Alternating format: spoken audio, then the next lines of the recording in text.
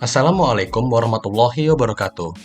Selamat datang di video Final Project Praktikum Robotika dan Praktikum Sistem Kontrol Dasar.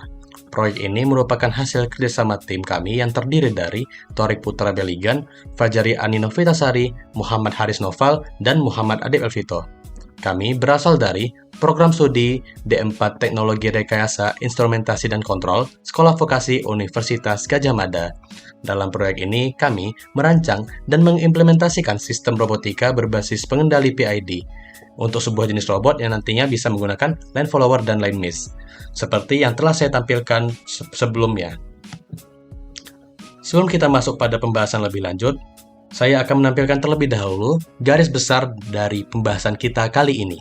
Yang pertama adalah konsep teoritis, yang kedua tujuan dari proyek ini, yang ketiga desain mekanik, yang keempat desain elektronik, yang kelima desain kontrol, yang keenam simulasi, yang ketujuh implementasi, dan yang kedelapan adalah kesimpulan. Mari kita masuk terlebih dahulu pada konsep teoritis. Line mesh. Line mesh ini merupakan robot otonom yang dirancang untuk bergerak di lingkungan labirin berbasis garis.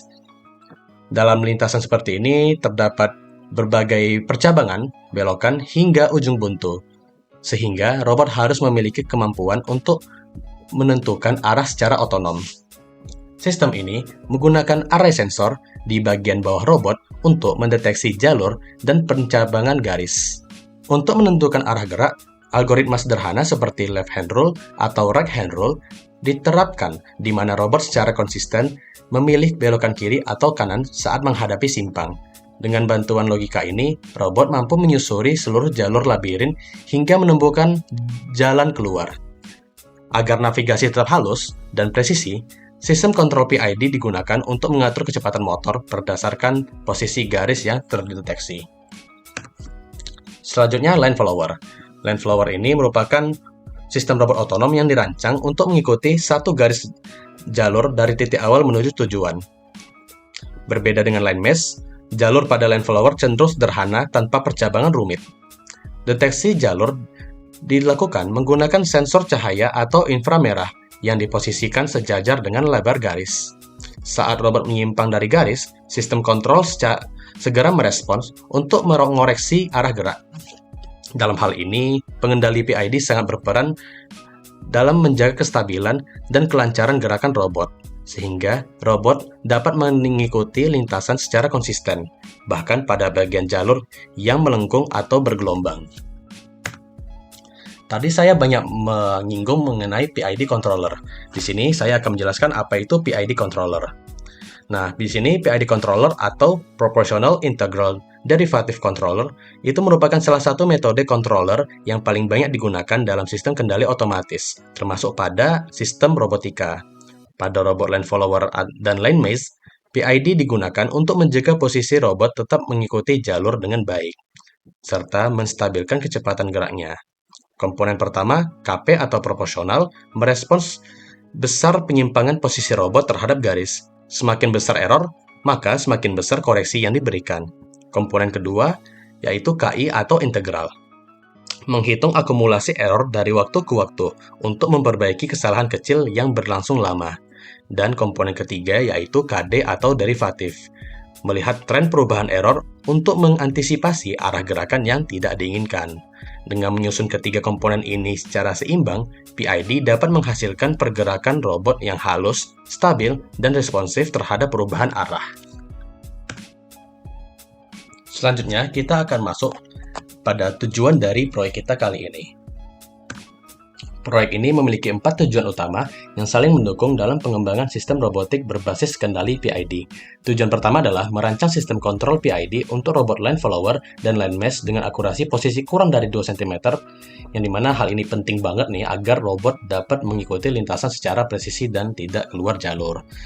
Tujuan kita yang kedua adalah mengoptimalkan parameter PID untuk memastikan respons sistem yang cepat dan stabil, baik saat robot bergerak lurus, belokan tajam, dan garis terputus-putus. Untuk tujuan yang ketiga adalah mengembangkan algoritma navigasi tangan kanan untuk labirin garis agar dapat menangani persimpangan dan ujung buntu dengan efisien. Tujuan kita yang keempat adalah mengevaluasi performa robot pada jalur uji standar dengan target waktu tempuh di bawah 30 detik.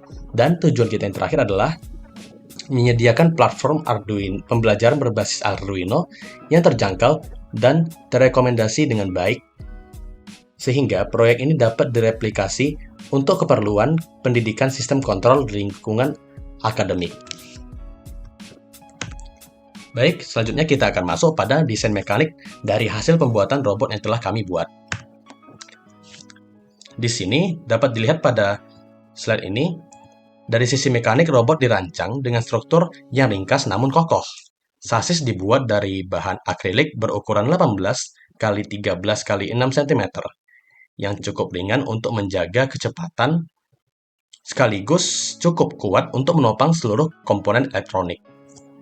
Untuk sistem penggeraknya itu sendiri, kami menggunakan dua roda berdiameter 5 cm yang digerakkan langsung oleh motor DC dengan menggunakan gearbox.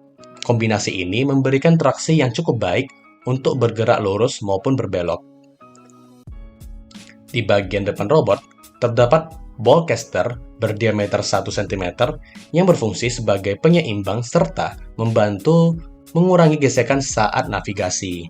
Nah, hal itu benar-benar sangat penting banget agar pembacaan sensornya itu tidak rusak.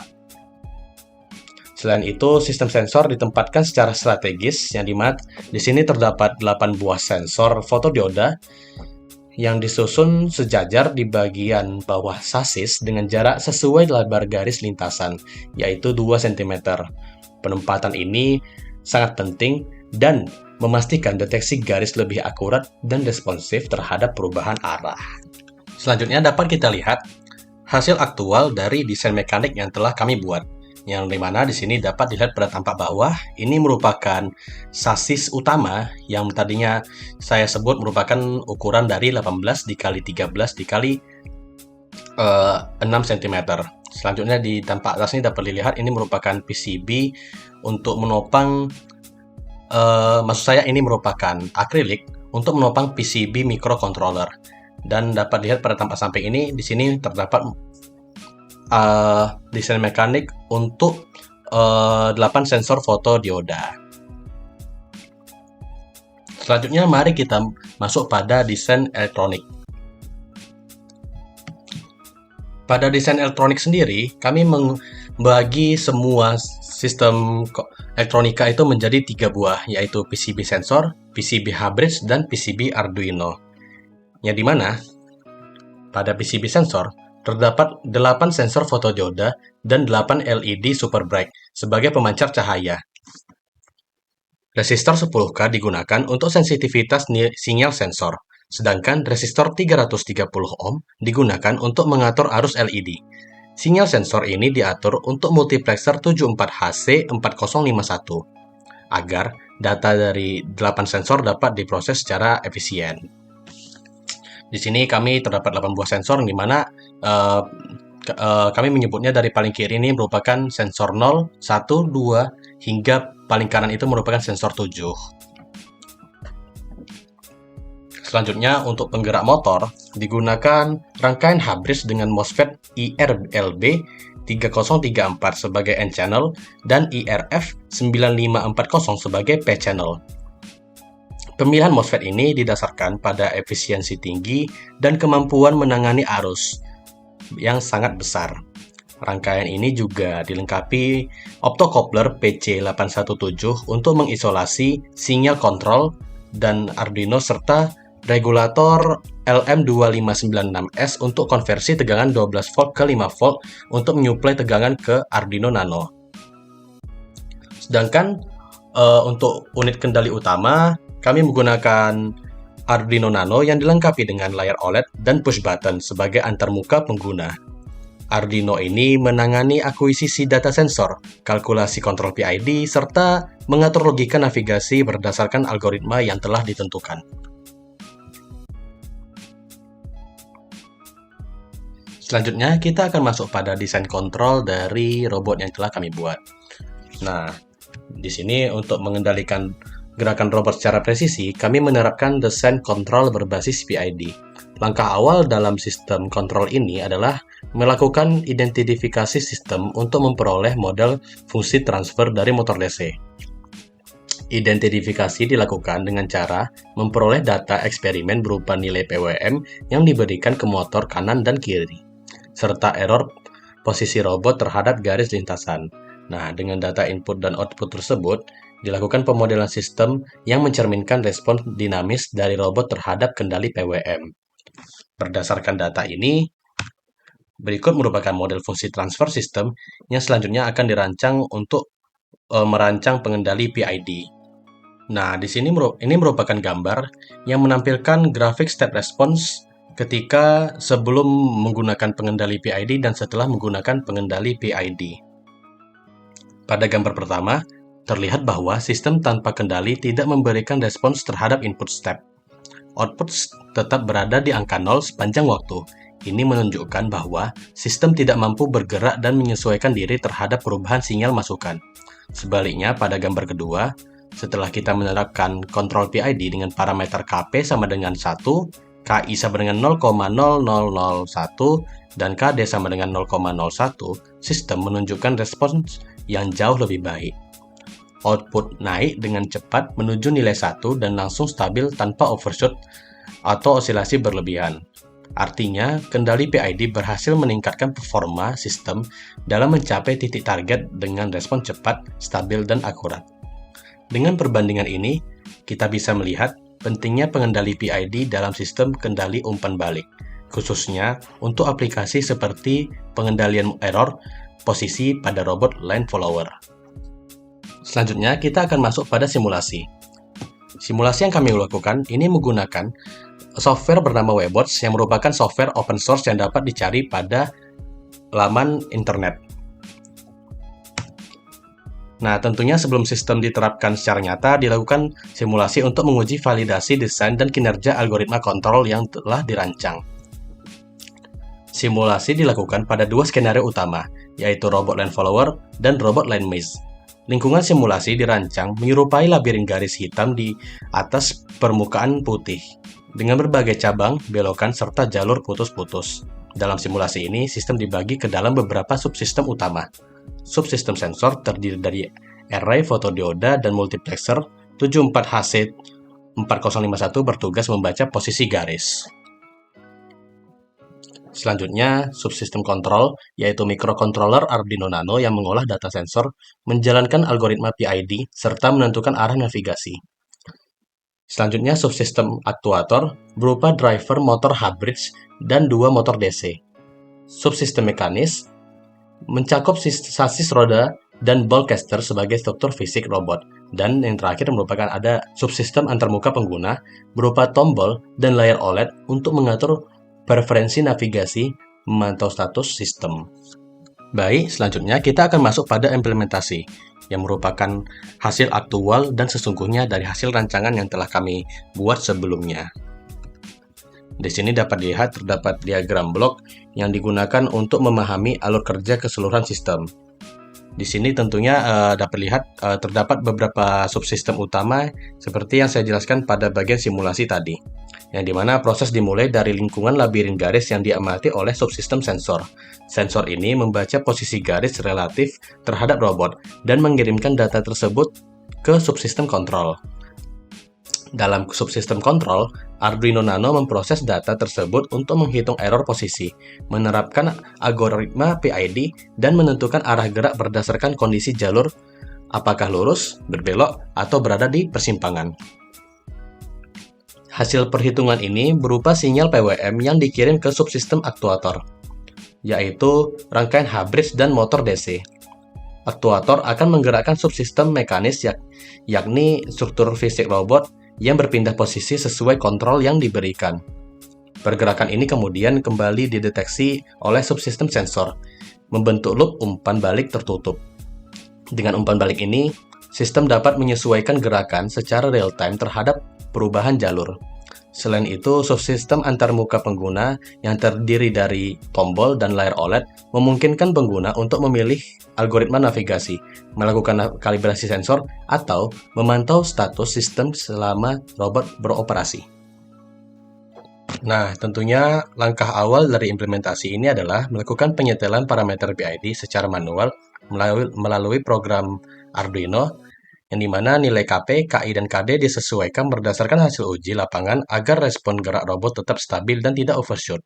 Selain itu, dilakukan juga kalibrasi error untuk menetapkan ambang batas deteksi garis, yaitu pada nilai threshold sekitar 230. Kalibrasi ini penting agar sensor dapat membedakan antara garis dan latar belakang secara konsisten. Berikut ini merupakan hasil pembuatan line mesh dari pengujian awal hingga hasil akhir yang telah kami peroleh. Dapat dilihat pada pengujian awal, gerak robot itu masih relatif tidak stabil, terutama pada persimpangan. Kemudian pada hasil akhir, setelah beberapa kali diprogram ulang, dapat diperoleh hasil robot yang lebih stabil dan robot sekarang sudah bisa melakukan penyederhanaan jalur dari hasil telusur. Selanjutnya, dapat dilihat pada line follower. Pada pengujian awal, dapat dilihat robot masih sangat pelan, walaupun geraknya sudah stabil. Kemudian kami mencoba untuk menaikkan speednya pada hasil akhir. Walaupun pada video ini terlihat bahwa gerak dari video ini dipercepat, tapi pada aktualnya robot bergerak sudah sangat cepat dengan PWM sekitar pada nilai 100 hingga 130. Ini membuktikan bahwa hasil pembuatan proyek yang sangat progresif dan baik pada aktualnya.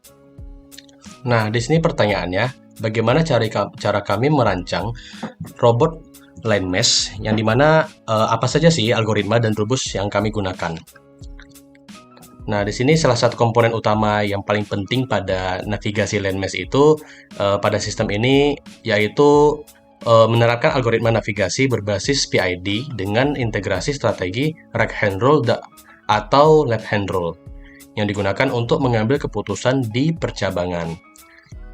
Logika dasar algoritma ini meliputi beberapa langkah utama. Pertama, pembacaan sensor yang dilakukan oleh 8 sensor in photodioda, yang dimana nantinya akan menerima pancaran dari LED super bright yang terhubung ke multiplexer IC 74HC4051. Setiap sensor menghasilkan nilai analog yang dibandingkan dengan threshold sebesar 230. Nilai-nilai tersebut kemudian diolah untuk menentukan posisi relatif garis terhadap robot. Kedua, sistem menghitung error posisi berdasarkan bobot sensor dan menerapkan ke dalam kontrol PID. Koreksi hasil PID digunakan untuk menyesuaikan kecepatan motor kanan dan kiri.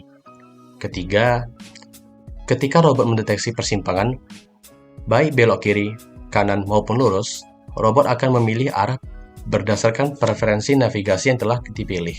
Jika preferensi adalah tangan kanan, maka robot akan cenderung belok kanan terlebih dahulu, baru lurus dan kiri.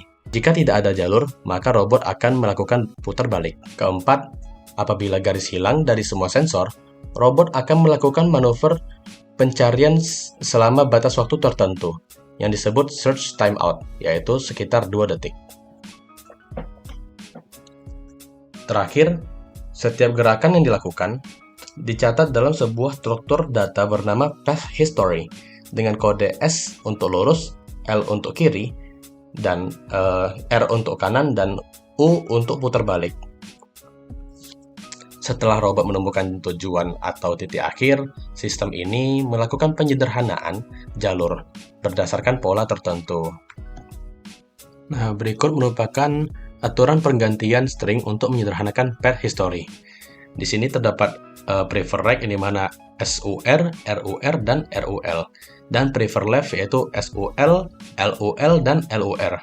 Nah, dapat dilihat pada tabel ini ketika prefer right, ketika SUR yaitu pada kondisi seperti ini, misalnya yaitu strike, U, and right, itu maka akan disederhanakan menjadi left. Ketika input yaitu RUR seperti misalnya pada contoh ini, ketika robot datang dari sini, kemudian belok kanan, putar balik U, kemudian belok kanan R, maka disederhanakan menjadi strike. Nah, selanjutnya ada RUL. RUL ini ketika robot berada pada misalnya titik sini. Jadi ketika robot nantinya belok kanan, right, kemudian U muter balik, dan left, itu kami membuat rumus baru yaitu U. Yang dimana tentunya itu merupakan salah satu bentuk cara untuk membuat rumus line mesh. Untuk membuat rumus line mesh ini tentunya ini banyak banget caranya ya. Tergantung dengan kondisi yang dihadapi dan juga tidak boleh menyalahi aturan yang ada. Misalnya ketika kita mengambil contoh SUR, tentunya kita tidak bisa membuat outputnya menjadi R. Nah, ataupun membuat outputnya menjadi S, karena itu nantinya akan menghadapi jalan buntu atau tidak mendapatkan output yang benar sama sekali. Nah, nih di sini saya mencoba mengambil jalur RR, SUR, RUR, yang dimana ini merupakan jalur dari titik 2 ini. Nah, di sini nanti robotnya akan bergerak dari sini, kemudian belok kanan, kemudian lurus, kemudian ketemu jalan buntu U, R, R, U, R. Nah, di sini bagaimana cara kita menyederhanakannya? Nah, pertama kita cari dulu penyederhanaan yang dapat ditemukan. Misalnya di sini SUR. Nah, SUR di sini dapat dilihat pada kondisi ini, yang dimana nantinya robot ketika menggunakan aturan prefer right, itu nantinya akan lurus, straight, kemudian U muter balik, dan R right. Nah, di sini dapat disederhanakan outputnya menjadi left. Kemudian terdapat kondisi right, muter balik U, right. Nah, di sini tentunya dapat kita sederhanakan seperti pada rumus ini. Di sini rumus ini dapat dilihat right, right itu straight. Itu tentunya membuat nanti pergerakan robotnya itu dapat mengambil jalan potong atau penyederhanaan, yang dimana right, right itu menjadi straight. Nah, kemudian di sini tidak dapat dilihat, tidak ada lagi penyederhanaan yang dapat kita lakukan. Maka kita tinggal turunkan logika belok yang tadinya tidak ada kita sederhanakan. Dapat dilihat pada gambar ini, right-nya logika RR atau right tinggal kita turunkan dan gabungkan dengan hasil penyederhanaan yang telah dilakukan dengan left dan straight.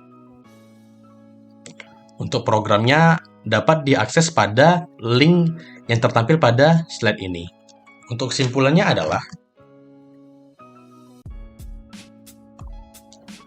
berdasarkan seluruh proses yang telah dilakukan, dapat disimpulkan beberapa poin penting sebagai hasil dari proyek ini.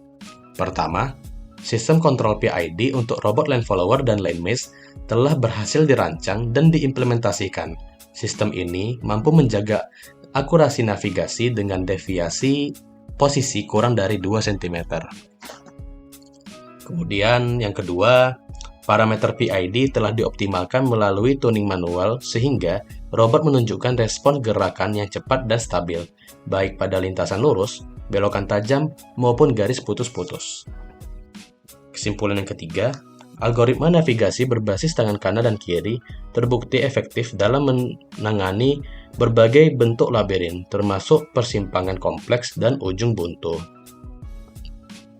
Keempat, dari hasil pengujian performa, robot mampu menyelesaikan lintasan maze dalam waktu tempuh kurang dari 2 menit, sesuai dengan target yang telah ditetapkan awalnya.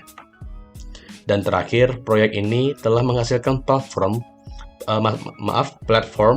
pembelajaran berbasis Arduino yang ekonomis dan terdokumentasi dengan baik, sehingga dapat direplikasi untuk keperluan praktikum sistem kontrol untuk mahasiswa lainnya.